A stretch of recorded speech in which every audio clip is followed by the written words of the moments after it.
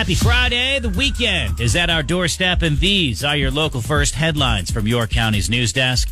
The city of Saco is wound up with a situation, and for one 91-year-old woman, that situation stinks. Elsie Boudreau is still trying to understand the mess she walked into last September, figuratively and literally. That's when a sewer backup issue from one street over flooded her basement and she lost nearly everything down there. And it cost her nearly $30,000 to clean it up. So she filed a claim with the city of Saco's insurance carrier. And that was denied within days.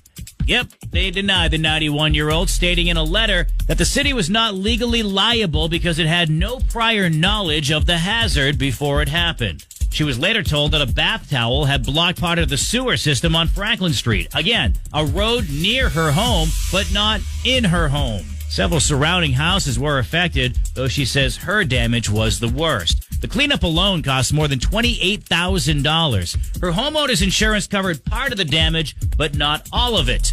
Channel 13, who investigated this story, said the city of Saco would not comment specifically on the insurance denial. Boudreau, who spent decades volunteering on city boards and working elections, said, quote, "They never had to wait for me to pay my taxes. In fact, I paid them early.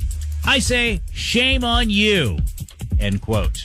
Both the Sanford Spartan girls and boys basketball teams were on your radio yesterday, and they went down, but not without a fight. More on that in sports. But speaking of tournament basketball, because of a snowy forecast, the Maine Principals Association has moved up today's regional championship games hours ahead of schedule.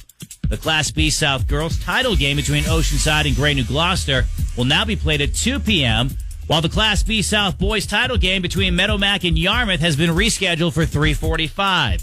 Those games at the Portland Expo were initially scheduled for 6 p.m. and 7:45.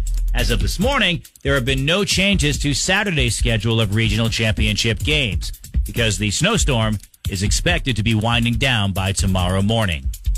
And while this next thing is pointless to do in Sanford because, well, it's now a chase, if you have a problem with Burger King, you can take it to their CEO. No, not the creepy Burger King, but the Burger King president, Tom Curtis. Which, why can't we just call him the Burger King? Like, it makes so much sense.